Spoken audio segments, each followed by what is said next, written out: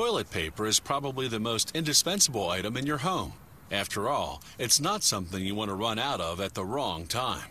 Most of us probably take our rolls of toilet paper for granted.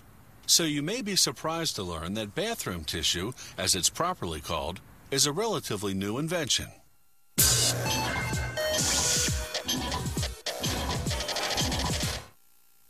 The Vikings used wool.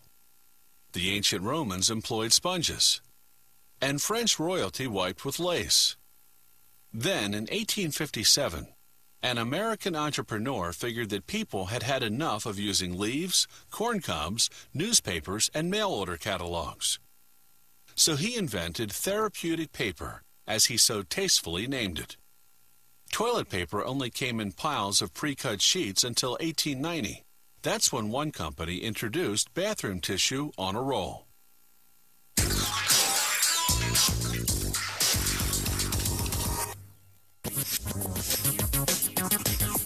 Ever wonder where all that recycled paper goes?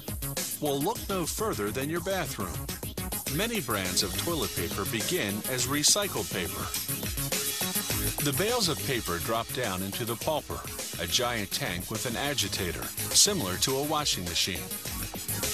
It mixes the paper in lukewarm water for about 10 minutes, transforming it into what's known as pulp, and screening out all the bits of metal and plastic. Now they have to take out the ink. The ink removal system injects the pulp with air. Ink particles attach to the air bubbles which rise to the top. The system then skims off the foam, leaving the pulp ink-free. Next, the pulp passes through a series of rollers, which squeeze out the water. This dries out the soggy pulp, enabling it to absorb the chemicals they'll use to bleach it. Revolving knives now chop up the pulp to prepare it for the bleaching process, the details of which are a closely guarded trade secret. The bleach turns the gray pulp a pure white. The company says it does this without using chlorine or other toxic chemicals. They spread the wet pulp onto a flat screen that runs through a hot dryer. In less than a second, the pulp dries into a delicate paper, 4/1000ths of an inch thick. Each spool holds close to 47 miles of paper. That spool now feeds a machine with rollers that emboss a pattern, in this case a waffle print.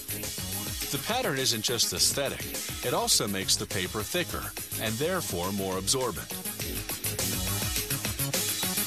Elsewhere in the factory, production is rolling, so to speak, with 2 strips of cardboard, each 3 inches wide. The machine coats the underside of the top strip with glue, then winds the 2 strips diagonally to create a continuous cardboard tube.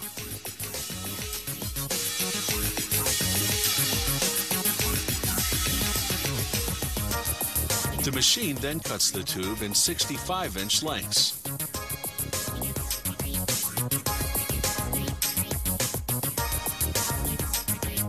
The tubes ride an elevator to the toilet paper zone.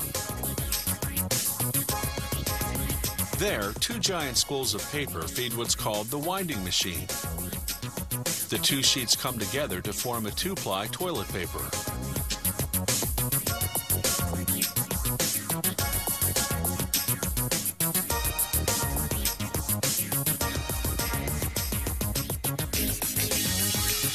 The paper then winds onto a cardboard tube, creating a super wide roll of toilet paper. When the roll is full, a blade automatically cuts the paper, and winding resumes on the next tube.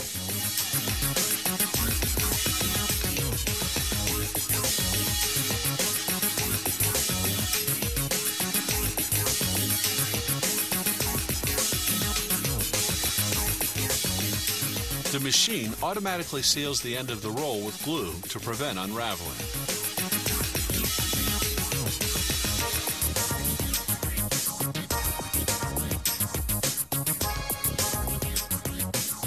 A circular saw slices the super wide toilet paper roll into 16 standard rolls 4 inches wide.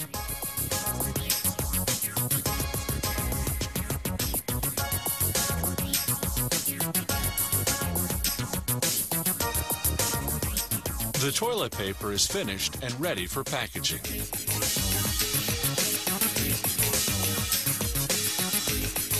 This batch is for commercial use. Each roll is individually wrapped in paper. Check out this slow-motion wrapping action.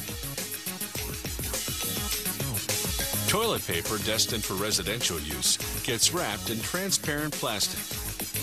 4 to 30 rolls per package.